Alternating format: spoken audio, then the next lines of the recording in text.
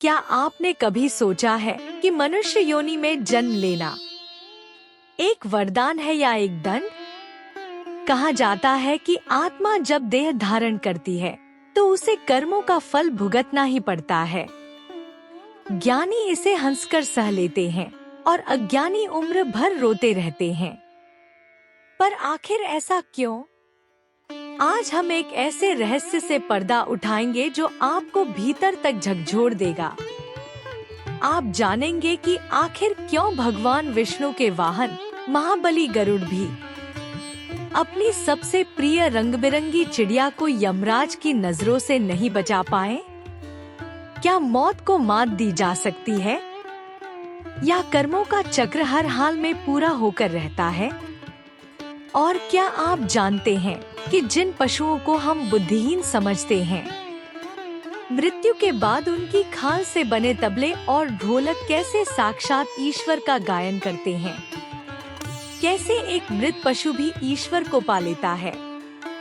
यह शरीर केवल हाडमांस का पुतला नहीं, यह वो अकल्पनीय देवालय है जिसके हर कण में, हर श्वास में और शून्यता के उस रहस्य में साक्षात परमात्मा का वास है। तो चलिए अपने ही भीतर के उस साहिब को खोजने की इस अद्भुत और रहस्यमय यात्रा पर, जहां हम जानेंगे जीवन, मृत्यु और आत्मा के वो सत्य जो आपने पहले कभी नहीं सुने होंगे। तो थाम लीजिए अपनी सांसें और जुड़े रहिए अंत तक। आज का पहला दुआ है। धे धरे का दंड है, सब काहू को होए। ज्ञानी भुगते ज्ञान से, अज्ञानी भुगते रोए। इसको कहा जा सकता है, whoever takes on a human body must undergo the results of fate and karma. The enlightened accept these experiences with wisdom, whereas the ignorant bear them with sorrow and grief. दूसरा दुआ है, काया देवल काया देव, काया पूजा होए। काया भीतर खोजिए, साहिब मिले सोए। It means the physical form is the locus of the divine. It is subject and object of devotion. Inward inquiry reveals the ultimate reality. तो पहले धोए से प्रारंभ करते हैं। धोआ है, धे धरे का दंड है, सब काहू को होए। ज्ञानी भुगते ज्ञान से, अज्ञानी भुगते रोए।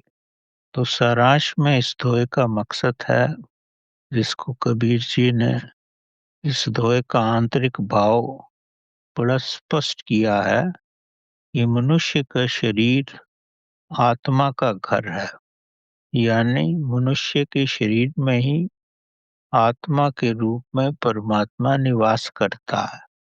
ये मानव शरीर भाग्य, कर्म और मन की वृत्तियों से प्रभावित होता है। अगर व्यक्ति का मन प्रभु में विलीन हो जाए, तब उसमें बुद्धि और विवेक का जागरण हो जाता है।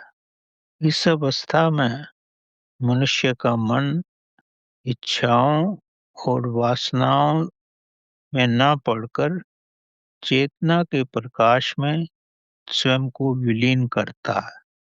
तब मानव यानी उसका शरीर मन के साथ रहकर स्वस्थ हो जाता है।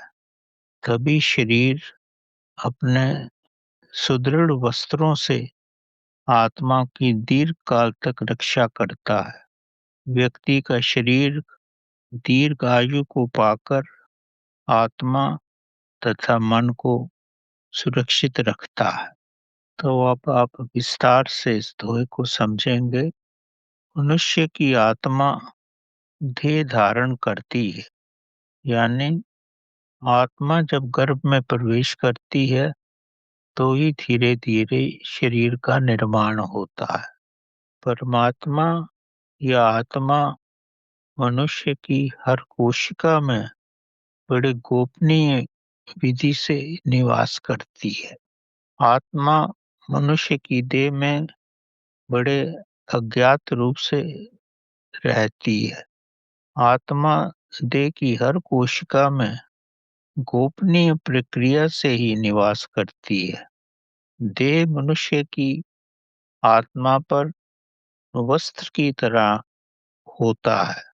जैसे व्यक्ति अपने देह को वस्त्रों से ढकता है, वैसे ही मानव शरीर आत्मा को ढकता है, ताकि वह यानी आत्मा स्वयं को बदलते वातावरण तथा नकारात्मक प्रभाव से बचा सके। क्योंकि स्वस्थ शरीर में ही आत्मा को मनुष्य के साथ रहने का तथा मनुष्य के लिए आत्मा ही जीवन बन के रहती है। एक सभ्य प्राणी होने के कारण व्यक्ति स्वयं के शरीर को दूसरों से छिपाकर ही रखता है, ताकि उसके शरीर के विभिन्न अंगों का समाज में सबके सामने प्रदर्शन ना हो। शरीर के वस्त्रों की प्रतिदिन मनुष्य सफाई भी करता है, ताकि वे स्वच्छ रहें और गंदे वस्त्रों को देखकर किसी को आपत्ति भी ना हो। इसलिए व्यक्ति प्रतिदिन साफ सुथरे और धुले हुए कपड़े पहनता है। कुछ समय बाद जब उसके वस्त्र फट जाते हैं या बहुत पुराने हो जाते हैं, यह व्यक्ति का आकार बड़ा हो जाता है तथा जब वस्त्र प्रयोग करने की अवधि समाप्त हो जाती है और वो पहनने के योग्य नहीं रहते, तब व्यक्ति पुराने वस्त्रों को छोड़ देता है। इस अवस्था में व्यक्ति इन वस्त्रों का उपयोग नहीं करता। इन वस्त्रों की उपयोगिता उसके जीवन में समाप्त हो जाती है। तब वो चाहने पर भी इन वस्त्रों का उपयोग नहीं कर पाता। तब वह नए वस्त्र खरीदता है या सिलवाता है, पहनता है और पुराने वस्त्रों को निष्कासित कर देता है। यही मनुष्य के वास्तविक शरीर के साथ भी होता है। शरीर आत्मा को ढकने के लिए एक विकसित मांस और हड्डियों का सिला हुआ वस्त्र है। इसके भीतर ही आत्मा का निवास होता है। शरीर समय से वृद्ध हो जाता है, कमजोर हो जाता है, शक्तिहीन हो जाता है, रोगी भी हो जाता है और बहुत सारी बीमारियों के कारण ठीक भी नहीं हो सकता। जब उसकी ऐसी अवस्था हो जाती है, तो इस अवस्था में उसे सांस लेने में भी कठिनाई होती है। अगर शरीर सांस ले भी लेता है, तब भी उसका शरीर ऑक्सीजन का प्रयोग नहीं कर सकता। सांस से शरीर प्राण शक्ति नहीं बना सकता। तब इस घर का मालिक यानी मनुष्य की आत्मा इस घर को यानी इस शरीर को छोड़ देती है, क्योंकि शरीर मालिक यानी आत्मा को स्वयं में सुरक्षित नहीं रख सकता। आत्मा शरीर त्याग कर परमात्मा से मिल जाती है, अपने निजी धाम चली जाती है जहाँ से आई थी। शरीर रूपी वस्त्र किसी योग्य नहीं रहता। शरीर पूर्ण रूप से जीर्ण हो जाता है, तब शरीर को जला दिया जाता है या गाड़ दिया जाता है। अन्यथा शरीर अश्वसनीय दुर्गंध छोड़ने लगता है। जलाने के बाद शरीर उन 5 तत्वों में मिल जाता है जिससे शरीर बना है। यानी शरीर जो है पानी, वायु, अग्नि, आकाश और पृथ्वी तत्वों में मिल जाता है और इस तरह जीवन का चक्र पूर्ण हो जाता है।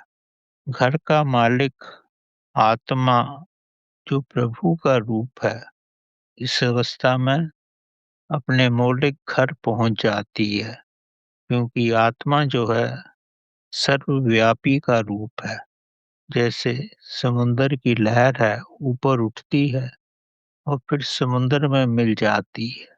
लहर आत्मा की तरह है, समुंदर से उठती है और फिर समुंदर में ही मिल जाती है।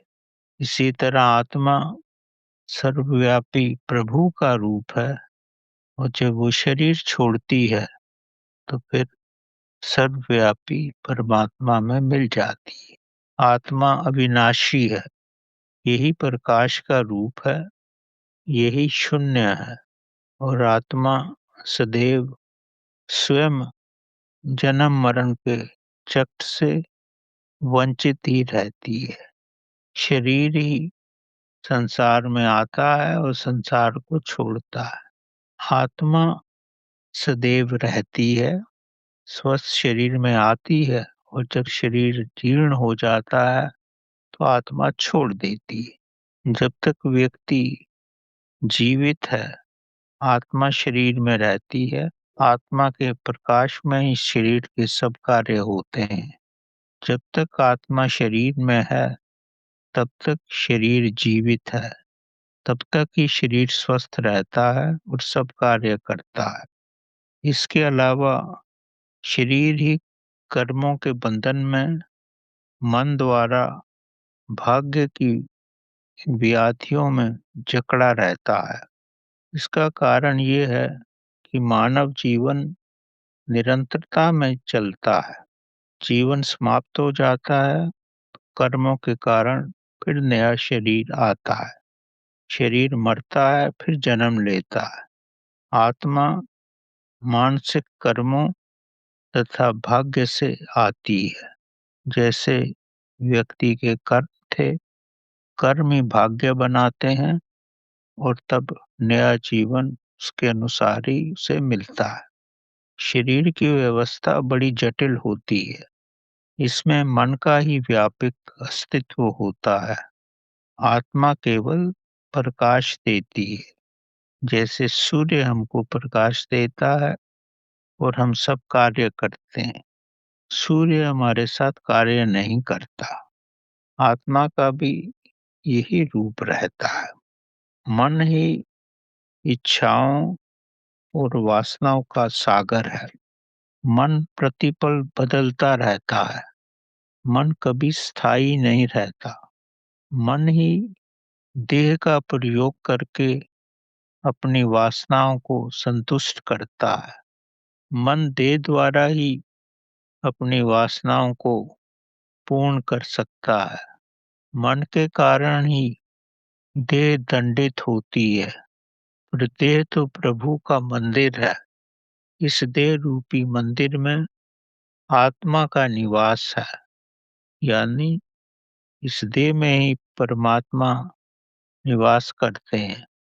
लेकिन मनुष्य की इच्छाएं और वासनाएं देह का प्रयोग करती हैं, तभी मनुष्य अपने ये कर्मों का फल पाता है। देह ही मानवकृत व्याधियों के कारण कष्ट पाती है, मरती है और फिर पैदा होती है। देह के द्वारा ही मनुष्यों को कर्मों का और भाग्य का फल भुगतना पड़ता है। कर्म केवल मन ही करता है। आत्मा केवल प्रकाश देती है। आत्मा कैटालिटिक एजेंट्स की तरह काम करती है। देह जो है वो विवेकहीन होती है, उसमें बुद्धि नहीं होती। देह जो है मन के वश में है, इसीलिए देह ही मन के द्वारा किए हुए कर्मों का फल भुगतती है। जैसा मन चाहता है वैसा देह का प्रयोग करता है और कष्ट भी देह ही भुगतती है। आत्मा केवल दृष्टा है, वो देखती है। मन ही देह की इंद्रियों द्वारा अपने संचित कर्मों की पूर्ति करने में देह को कष्ट पहुंचाता है। मन अपनी वासनाओं की पूर्ति देह से करता है और देह ही कष्ट को भोगती है। इसी कारण से मनुष्य की देह, मनुष्य का शरीर खराब भी हो जाता है। जैसे बार बार कपड़ों को अगर कीचड़ में डाला जाए तो उसका सूत जो है वो गल जाता है, यानी धागा जिससे कपड़ा बनता है दुर्बल हो जाता है। कपड़े का ताना बाना एक दूसरे का साथ छोड़ देता है। इसी कारण से कपड़ा जल्दी फट जाता है, यानी कपड़े रूपी शरीर अस्वस्थ हो जाता है। तब शरीर अपने भीतर की आत्मा को नहीं ढक सकता। तब आत्मा इस शरीर रूपी वस्त्र का त्याग कर देती है और शरीर मृत घोषित किया जाता है। अब आगे समझो, जो व्यक्ति जीवन में ज्ञान को संचित करता है वह अपनी बुद्धि विवेक का विकास करता है, अपने मन को नियंत्रण में रखता है, वासनाओं और इच्छाओं की पूर्ति में स्वयं के शरीर को रुग्ण नहीं होने देता। ज्ञानी व्यक्ति शरीर रूपी कपड़े को मन के विकारों से बचा लेता है। जब शरीर मन के विकारों से बचता है तो शरीर रोगी नहीं होता, शरीर स्वस्थ रहता है। इसी कारण शरीर रूपी कपड़े का जीवन अधिक हो जाता है। इसीलिए मन को ज्ञान देना अति आवश्यक है, ताकि मन जागृत होकर ज्ञान की अवस्था में रहे। व्यक्ति को अपना मन प्रभु की महाशक्ति के साथ एक ही करना चाहिए, ताकि मन के विकार धीरे धीरे शून्य हो जाएं। जैसे ही मन के विकार शून्य हो जाएंगे तब मन में ज्ञान की वृद्धि होगी और मन स्थिर हो जाएगा। जैसे ही मन स्थिर होने लगता है तब मन की शक्ति कम होने लगती है। स्थिरता का मकसद ये है कि मन में विचार नहीं आते, और जैसे ही मन में विचार नहीं आते तो मन शून्य हो जाता है। मन के स्थायी होने से मन की शक्ति कम हो जाती है, मन दुर्बल हो जाता है। तब मन के पीछे जो चेतना है उसका प्रकाश फैलने लगता है और इसीलिए चेतना का विकास प्रारंभ हो जाता है। दूसरे रूप में समझो, जैसे ही मन के विचार शून्य हो जाएंगे, मन की शक्ति कम हो जाती है और तब चेतना का प्रकाश फैलने लगता है। और इसी कारण से मनुष्य के जीवन में चेतना के प्रकाश के फैलने से प्रभु का अस्तित्व बढ़ जाता है। जब प्रभु का अस्तित्व बढ़ता है तब मन विकारों में नहीं पड़ता और पुराने विकार धीरे धीरे समाप्त होने लगते हैं। जैसे ही मन के विकार हट जाते हैं तब शरीर को विकारों में नहीं उतरना पड़ता, शरीर स्वस्थ होने लगता है। जैसे व्यक्ति अगर कपड़े को संभालता है तब उसकी उपयोगिता ज्यादा समय तक कर सकता है। इसी प्रकार शरीर का भी जीवन काल बढ़ जाता है अगर मन विकारों में ना पड़े और शरीर का दुरुपयोग ना करे। इसीलिए मन में ज्ञान का आधिपत्य लाने का प्रयत्न करना अति आवश्यक है। ज्ञान से बुद्धि विवेक आता है तथा तब व्यक्ति विकारों से बच जाता है और धीरे धीरे पवित्र होने लगता है। ध्यान साधना मन को शुद्ध करने में बड़ी सहयोगी होती है। जब तक व्यक्ति अज्ञानी रहता है तब तक कष्ट और संताप ही जीवन में पाता रहता है। ज्ञान आते ही उस पर चलने से मन में बुद्धि विवेक का जागरण हो जाता है, बुद्धि विवेक का आगमन हो जाता है और तब आत्मा का प्रकाश बढ़ता है और आत्मा के प्रकाश की वृद्धि से शरीर स्वस्थ हो जाता है। जब व्यक्ति प्रभु प्रेम का विस्तार करता है, ध्यान साधना करता है, तब उसे साक्षी परमात्मा का भी समय से अनुभव होने लगता है। अब इसे आप गहराई से समझो। ऐसा करने से धीरे धीरे सांसों की गति कम हो जाती है और सांसों की गति कम होने से व्यक्ति की आयु बढ़ जाती है। इस अवस्था में शारीरिक वस्त्रों को जल्दी जल्दी उतारने की जरूरत नहीं होती। वस्त्र यानी शरीर प्रभु भक्ति से शुद्ध रहता है। उसमें प्रभु की सुगंध आने लगती है और इस सुगंध से सभी आकर्षित होने लगते हैं। दूसरे भक्तजन और व्यक्ति भी इस व्यक्ति की तरफ अग्रसर होते हैं। ऐसे व्यक्ति का आदर बढ़ जाता है, सब उसका आदर करने लगते हैं।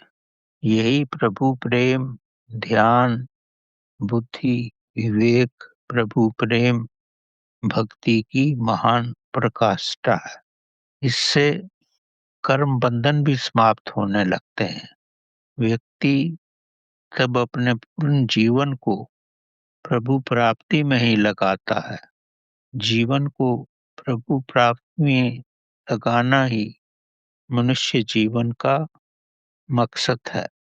जब मनुष्य जीवन प्रभु की तरफ लगाता है तब उसका मन पवित्र हो जाता है और उसके संचित कर्म भी शून्य होने लगते हैं।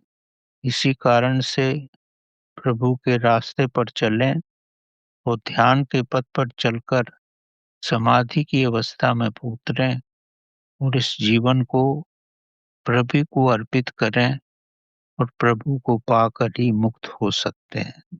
यही जीवन की प्रकाष्ठा है। तो सारांश में यही कहा जा सकता है कि आत्मा देह रूपी वस्त्रों से ढकी रहती है और उसमें ही निवास करती है। देह रूपी वस्त्र समय से क्षीण हो जाते हैं, प्रतिदिन मैले होते हैं। इन वस्त्रों की तरह इस शरीर की भी शुद्धता की अति आवश्यकता होती है। मन अपनी इच्छाओं और विकारों की पूर्ति के लिए देह का उपयोग करता है। देह में अपना स्वयं का विवेक नहीं होता। मन ही देह को दास बनाकर इसका अव्यावहारिक उपयोग करके इसके जीवन को शीघ्र ही समाप्त कर देता है, यानी शरीर को रुग्ण और बीमार कर देता है। इसीलिए कहा जाता है कि मन और देह पूर्ण रूप से संबंधित हैं, दोनों ही जुड़े हुए हैं।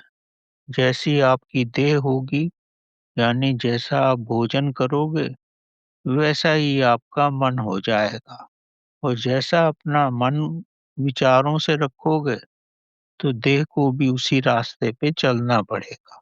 मन को पवित्र केवल प्रभु भक्ति से ही रखा जाता है। अगर व्यक्ति प्रभु भक्ति करे, मन को उचित मार्ग दिखाए, साधना करे और ध्यान के पथ पर चले, तब धीरे धीरे मन शून्य हो जाता है और यही मन की पवित्रता है।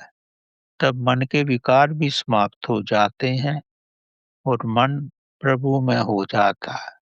मन का शून्य होना ही प्रभु में लीन होना है। जैसे ही मन विचारों से शून्य हो जाएगा, तब चेतना का यानी प्रभु का प्रकाश फैलने लगेगा। इस अवस्था में मन चेतना में यानी प्रभु के अधीन हो जाता है। यानी जब मन प्रभु में होता है तभी वो चेतना के अधीन होता है। यही महान अवस्था है। मन अब विकारों और वासनाओं से भी मुक्त हो जाता है तथा शरीर पवित्र हो जाता है, क्योंकि मन इसका उपयोग अपने विकारों की पूर्ति के लिए नहीं करता।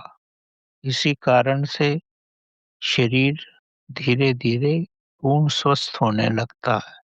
स्वस्थ शरीर रूपी वस्त्र आत्मा को पूर्ण रूप से ढक लेते हैं।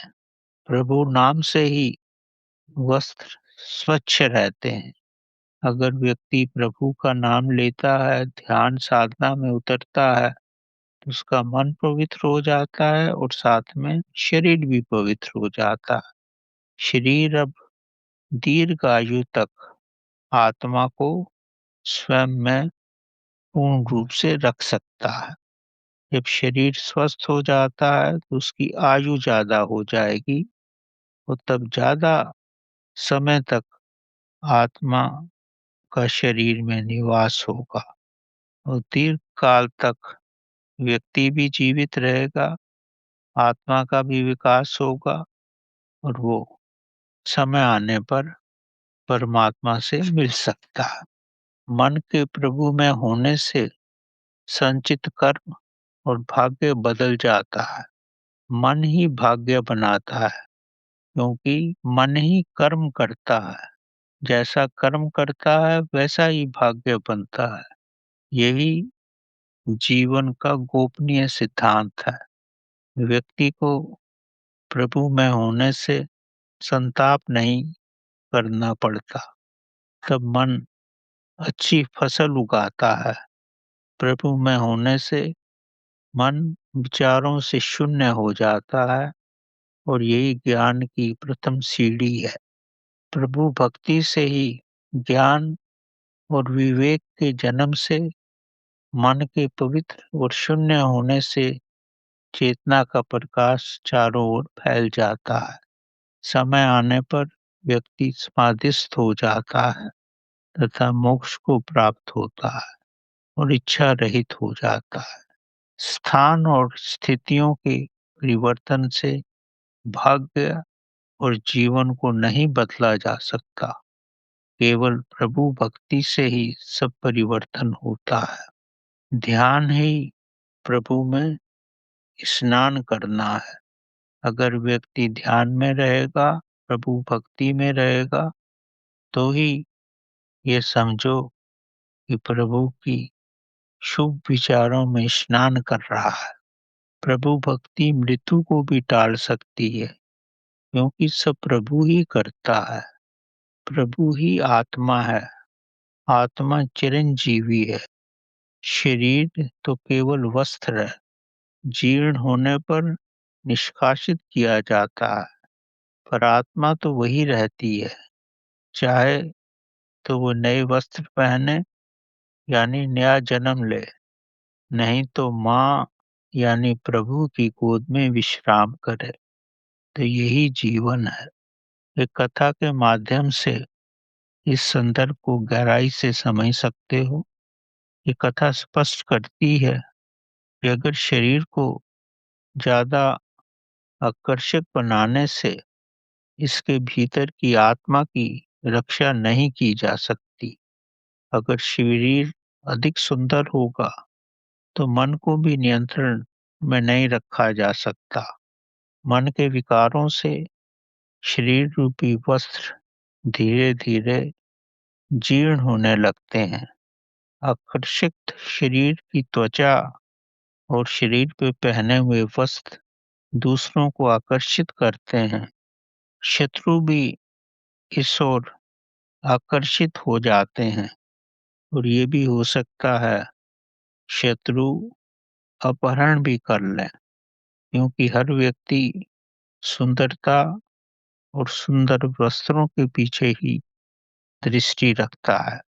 बाह्य शरीर की सुंदरता पे ध्यान न देकर अगर भीतरी आत्मिक विकास किया जाए तो व्यक्ति बाहरी शत्रुओं से बच सकता है और भीतर आत्मिक विकास से स्वावलंबी भी हो सकता है और समय से प्रभु में भी हो सकता है।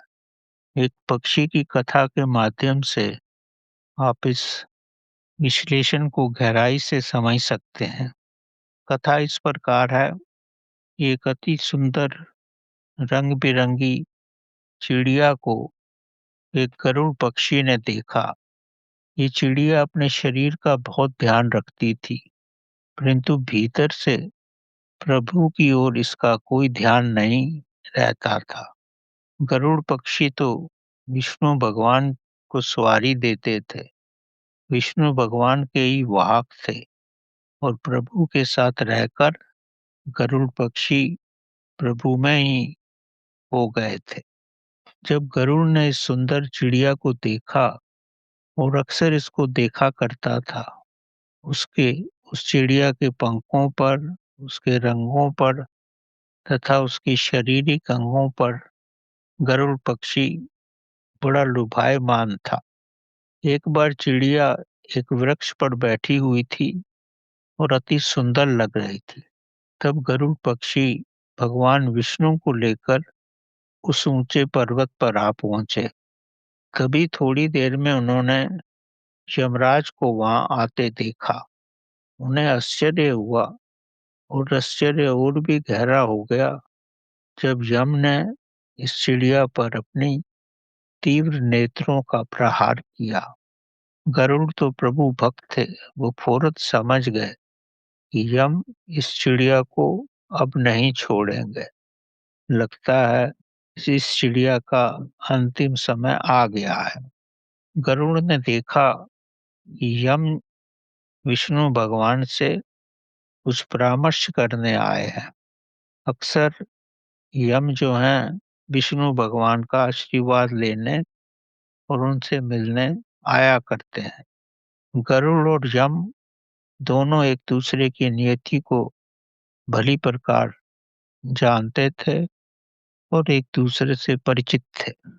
गरुड़ को यम की कटाक्ष निगाहों को देखकर शक हो गया था कि यम मेरी प्रिय चिड़िया को लेने आए हैं। विष्णु भगवान के मिलने के बाद यम अपने कार्य में व्यस्त हो जाएंगे, यानी चिड़िया को ले जाने का प्रबंध करेंगे। गरुड़ इस चिड़िया को बहुत चाहता था, पर चिड़िया को प्रभु भक्ति नहीं सिखा सका।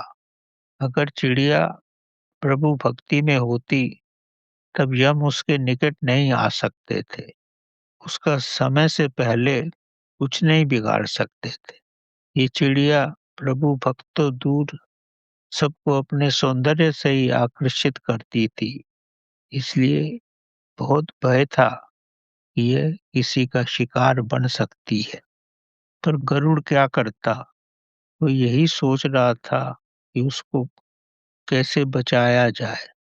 वो किसी भी हालत में इस चिड़िया को बचाना चाहता था। उसको अपने हृदय से बहुत चाहता था। तब गरुड़ के मन में आया कि इसको अपने पंखों में बिठाकर बहुत दूर छोड़ देता हूँ। शायद कुछ दिन और ये यम की निगाहों से बच जाएगी।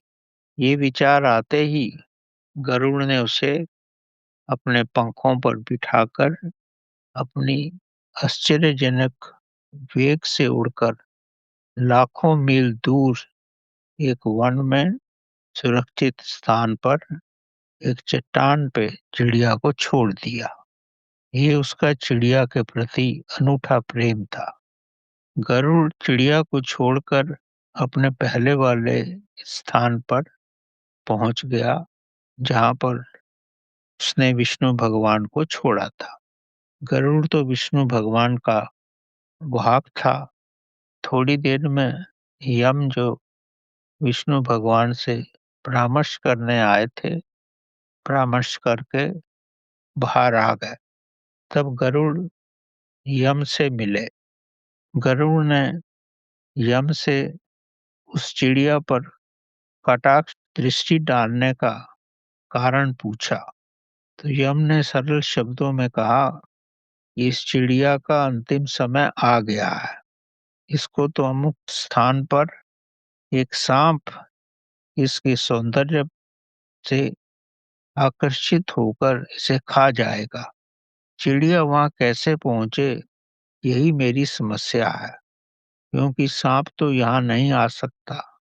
तब गरुड़ समझ गए, वे तो उस चिड़िया को उसी स्थान पर छोड़ के आ गए थे जहाँ यम कह रहे थे। तो यही प्रभु की लीला है, मौत से बचा नहीं जा सकता। मौत उसी स्थान पे पहुंचा देती है जहाँ पर मरना तय हो।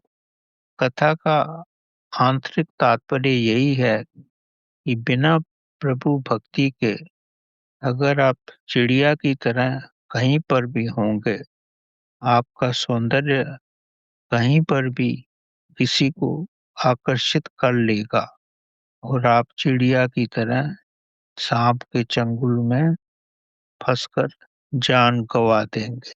अगर प्रभु भक्ति में हो तो प्रभु को ही आकर्षित करोगे, अपने शारीरिक वस्त्रों से अपने मालिक आत्मा को बचा लोगे और स्वयं की भी प्रभु में होकर रक्षा कर लोगे और मोक्ष को प्राप्त होगे।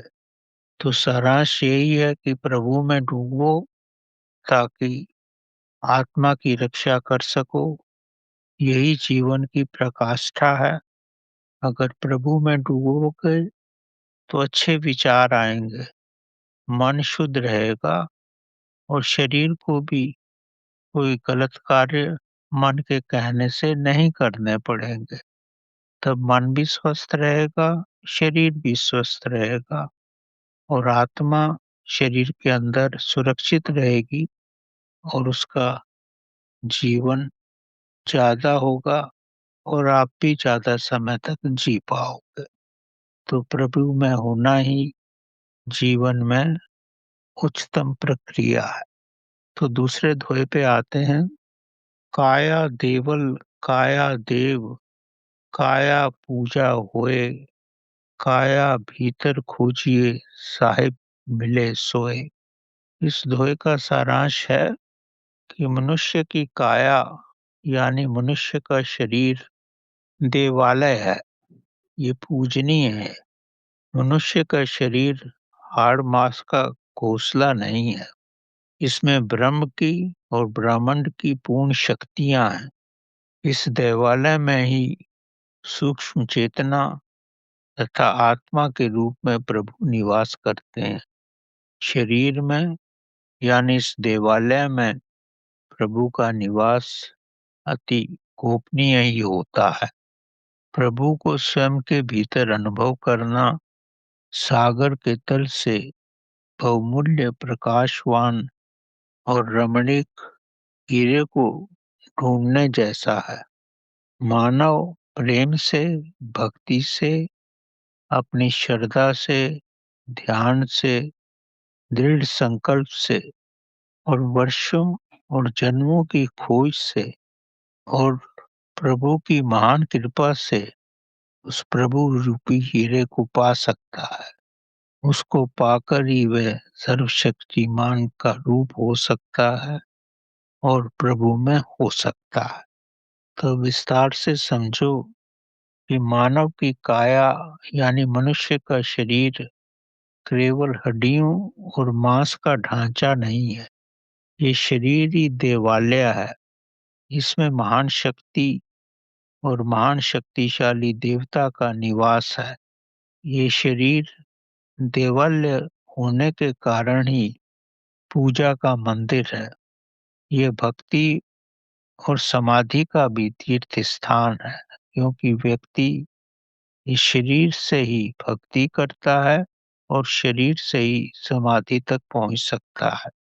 इसके भीतर चेतना और आत्मा के रूप में, बीज रूप में यानी सूक्ष्म रूप में प्रभु स्वयं निवास करते हैं। प्रभु महान गोपनीय रूप में इस मानव के देवालय में निवास करते हैं। प्रभु मानव के जन्म से मृत्यु तक इस मंदिर रूपी देवालय में निवास करते हैं।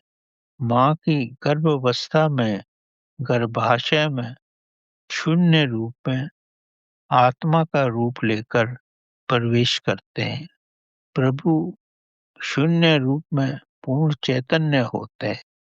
संसार के हर बीज की सख्त परत के पीछे शून्य रूप में ही बीज की आत्मा का निवास होता है।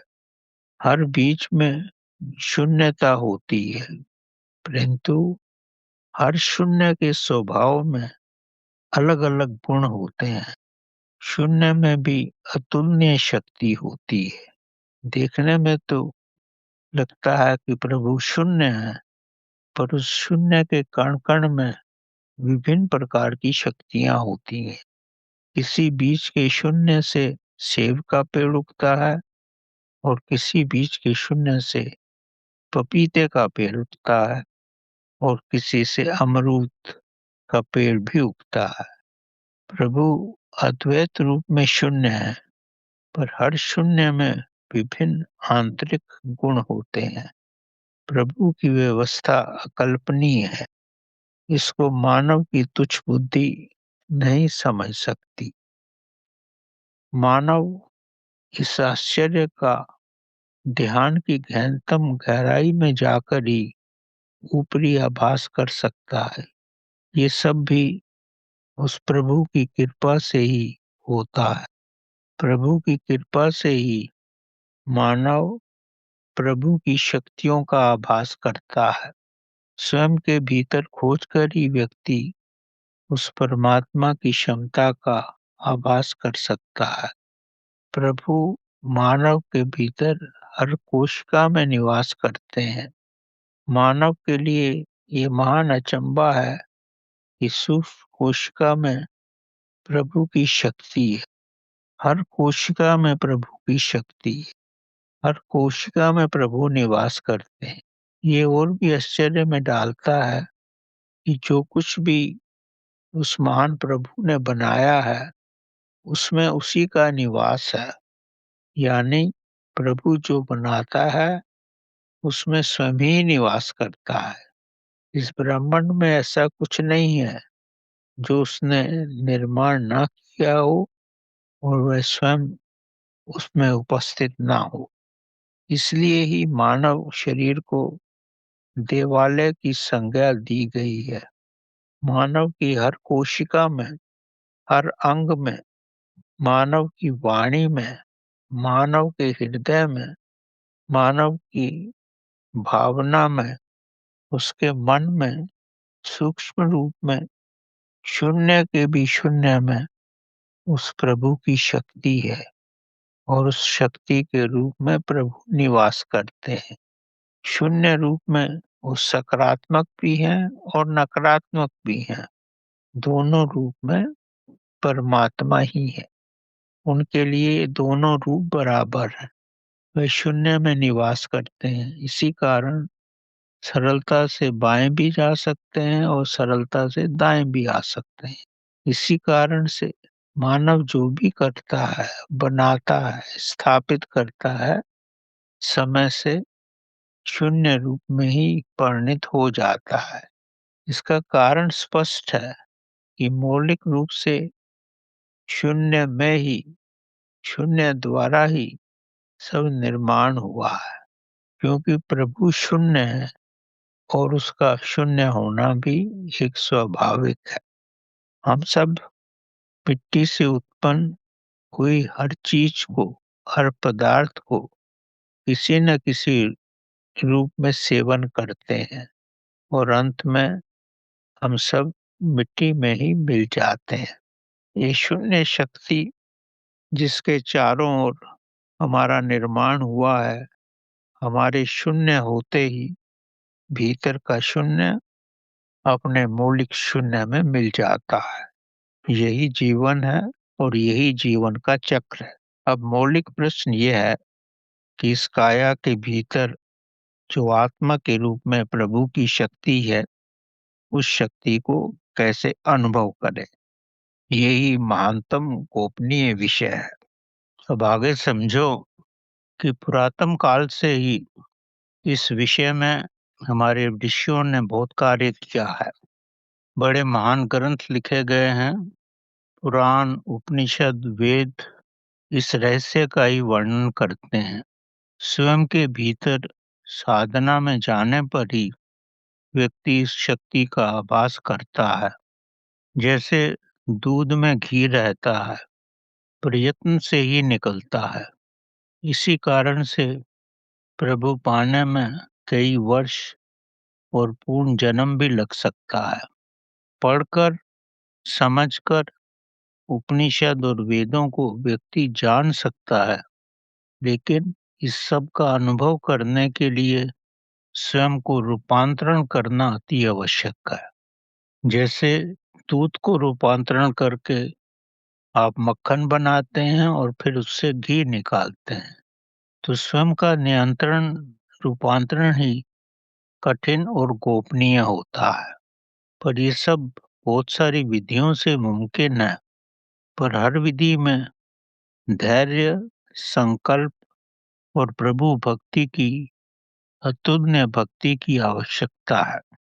प्रभु की शक्ति हमारे भीतर है। इसका अनुभव करना ही मानवता का और मानव का लक्ष्य है। यह शक्ति शून्य में है। ये प्रभु की शक्ति शून्य में शून्य होकर ही कई स्थलों में निवास करती है।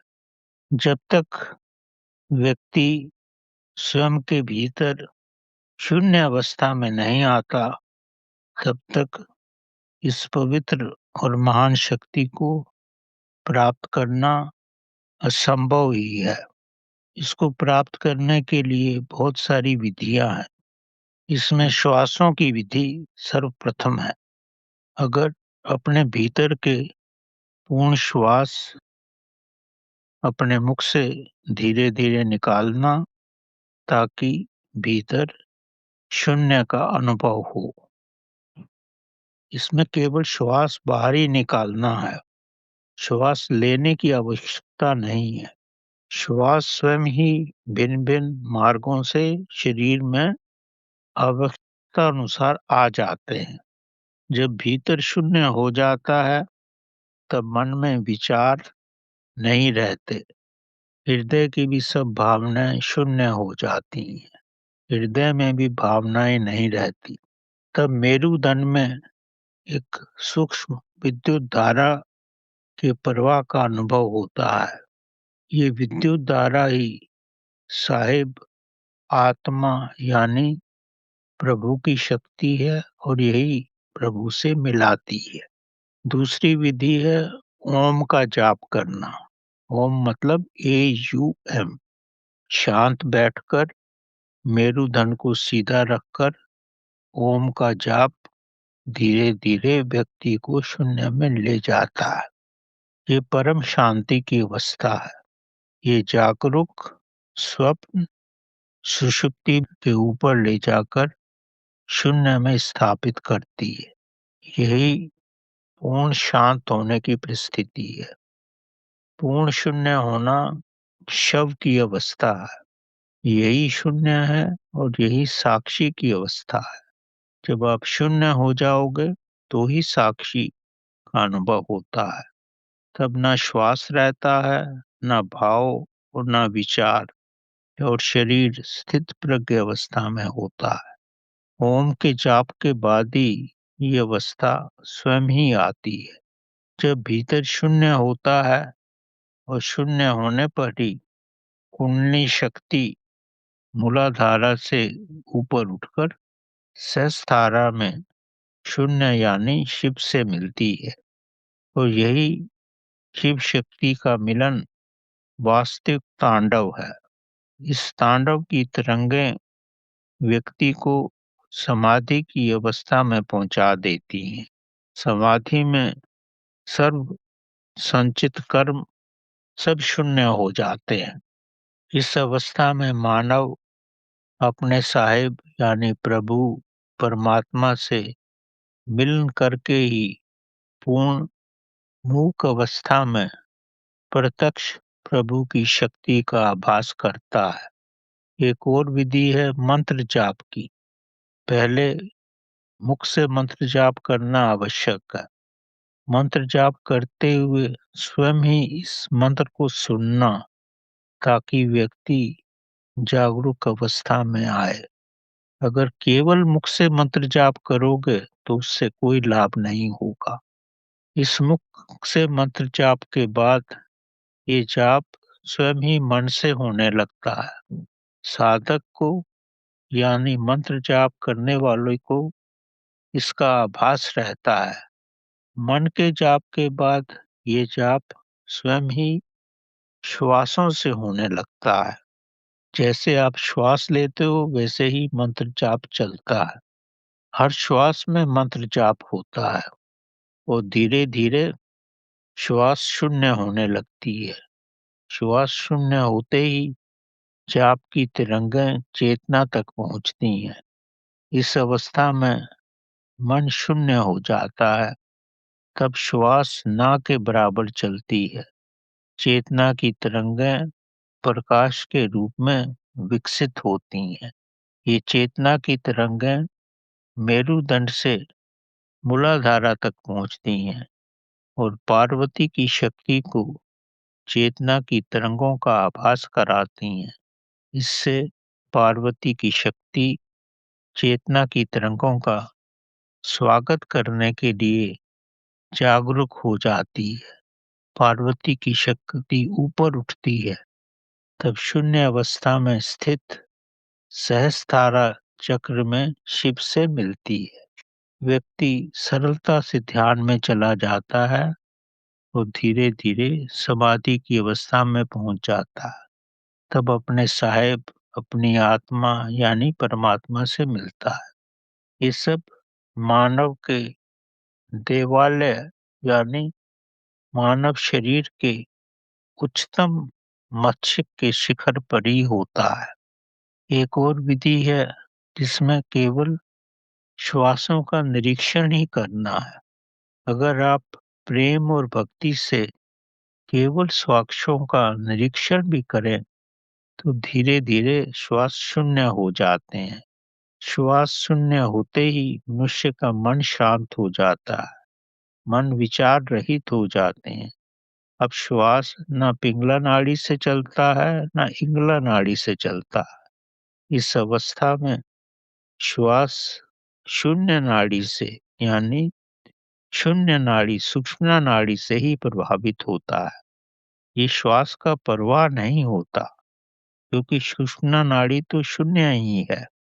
इस अवस्था में मेरुदंड से शक्ति का प्रवाह का मूलाधारा से सहस्त्रारा तक, स्वादिष्ठान से, मणिपुर से, अनाहता, विशुद्धि, अंजना चक्रों से प्रवाह होकर के व्यक्ति अनुभव करता है। अंजना चक्र में जब शक्ति पहुंचती है तो यहाँ शक्ति का स्तर बढ़ने लगता है। शक्ति यहाँ जमा होने लगती है। इसके बाद फिर 7 भीतरी गुप्त सूक्ष्म चक्रों से, जो अंजना और सहस्त्रारा के बीच में स्थित है, ये 7 बड़े ही सूक्ष्म चक्र हैं। इनसे होकर शक्ति आपके एपेक्स सेंटर में पहुंचती है, यानी सहस्त्रारा चक्र में पहुंचती है और फिर यहीं से ब्रह्मांड में चली जाती है। स्थिर अवस्था शून्य मन की स्थिति में, स्थित प्रज्ञ की अवस्था में इसका स्पष्ट अनुभव होता है। ये शक्ति शून्य में ही प्रवाह करती है। ब्रह्मांड में पूर्ण शून्य है और तब शून्य शून्य से मिलता है। शून्य के अनंत रूप है। प्रभु शून्य में ही है। शून्य होने पर कई स्तरों में इसका आभास होता है। शून्य में शून्य का आभास परमात्मा जैसी विलक्षण बुद्धि से ही मुमकिन है। मानव के लिए शून्य का शून्य में आभास करना अति कठिन है, असंभव है। शून्य अवस्था में पहुंचना ही मानव की महान उपलब्धि है। यही आत्मा स्वयं प्रभु से और अपने साहिब से मिलना है। ये सब मानव शरीर में मुमकिन है। इस मानव दैविक मंदिर में ही प्रभु का अनुभव प्रभु की कृपा से ही होता है। इसमें प्रयास के अलावा दृढ़ संकल्प, प्रभु भक्ति, प्रेम, श्रद्धा, धैर्य और पूर्ण पवित्रता की महानतम आवश्यकता होती है। तभी मानव प्रभु से मिल सकता है। अब प्रभु मिलने के बाद मानव सब में, हर व्यक्ति में अपने जैसी आत्मा का अनुभव करता है। तब वह शारीरिक रूप से किसी को नहीं परखता, यानी जानने की कोशिश नहीं करता। वह उसकी चेतना के संपर्क में आकर उसकी तरंगों का अनुभव करता है। व्यक्ति ईर्ष्या, द्वेष, तुलना और अन्य बहुत सारी नकारात्मक अवस्थाओं से जीवन में पूर्ण शून्य हो जाता है। वह जीने के लिए और प्रभु मिलन के लिए ही खाता है या भोजन करता है। अब उसके जीवन में और कोई वैभव नहीं रहता। प्रभु मिलन से ही उसके सब कष्ट समाप्त हो जाते हैं। केवल समाप्त ही नहीं होते, भस्म भी हो जाते हैं। वह सदैव मृत्यु के आलिंगन के लिए तत्पर रहता है। मृत्यु उसके लिए परम आनंद की अवस्था होती है। वह पुराने मानव वस्त्रों को उतारकर दैविक वस्त्र पहनता है। उसका निवास प्रभु के वास्तविक देवालय में हो जाता है। ये अवर्णनीय देवालय है। ये शिशु के लिए माँ की गोद है, जहाँ शून्य है। पूर्ण पौष्टिक दूध मिलता है, मखमल माँ की गोद मिलती है। यही स्वर्गीय आनंद मानव स्वयं के जीवन में पाता है। इस शब्दों से बहुत ऊपर का आनंद है। ये अकाल्पनिक आनंद है और यही चिरस्थायी आनंद है। चिरस्थायी के साथ होने से ही व्यक्ति स्वयं चिरस्थायी हो जाता है। यानी प्रभु के साथ होने से व्यक्ति स्वयं भी प्रभु का रूप ही हो जाता है।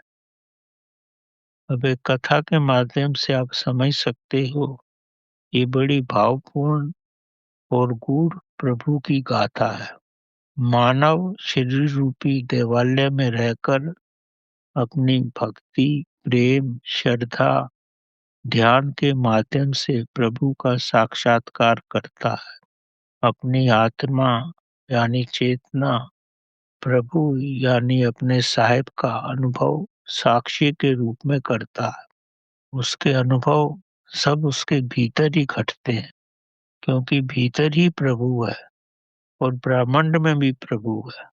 परंतु पशुओं में चेतना न विकसित होने के कारण प्रभु ने उन्हें आत्म साक्षात्कार की सुविधा उनके जीवन में नहीं दी है। उनके लिए साक्षात्कार करना दुर्लभ है। परंतु प्रभु ने उनके लिए बड़ी रोचक, अद्भुत और कौतूहलपूर्ण व्यवस्था की है। पशु शारीरिक रूप से उनके भीतर आत्मा होते हुए भी और मानसिक योग्यता न होने के कारण वे स्वयं की शक्ति को प्रभु की ओर अग्रसर करने में असमर्थ होते हैं। परंतु पशुओं की मृत्यु के बाद उनके चर्म को प्रभु अपने गायन करने के वाद्यों द्वारा मानवकृत भौतिक मंदिरों में स्थान देते हैं। प्रभु के गायन के साधन तबला, ढोलक और अंतहीन वाहनों के बिना पूर्ण नहीं होता। तबला और ढोलक तो 24 घंटे मंदिर में ही रहते हैं। तबला और ढोलक तो पशु की खाल के चर्म से ही बनते हैं। तबला और ढोलक से प्रभु का रामणिक गायन होता है। अगर पशु जीवित रहकर मानव की सेवा करते हैं और मानव उनकी सेवा का परोपकार उनकी मृत खाल से वाद्य यंत्र बनाकर चुकाता है, उनके द्वारा ही प्रभु का गायन करता है। प्रभु पशुओं को भी रास्ता दिखाता है कि कैसे वो प्रभु से मिल सकते हैं। पशु अपनी मृत खाल के माध्यम से अनुभव करते हैं कि वे प्रभु का गायन कर रहे हैं। अपनी खाल और त्वचा में उनका मन नहीं होता, उनकी शारीरिक कोई प्रक्रिया नहीं होती। उनकी मृत खाल पर आघात करने से प्रभु का स्वर निकलता है। ये स्वर चारों दिशाओं में फैलकर संपूर्ण विद्यमान हो जाता है। मृत खाल से निकला स्वर जीवित रूप में प्रभु का ही गायन करता है। जैसे पशु अपनी मूक भाषा में गायन कर रहा हो, उसका गायन प्रभु की महाचेतना के साथ एक हो जाता है। मृत पशु के चर्म में भी प्रभु की गोपनीय शक्ति सकारात्मक ऊर्जा के रूप में परिणित हो जाती है। प्रभु के गायन से अपने मृत चर्म के सहयोग से प्रभु को प्रसन्न करता है, प्रभु का मुख्य रूप से साक्षात्कार करता है। पशु का आने वाला जीवन उन्हें पशु की अवस्था से ऊपरी अवस्था में ले आता है।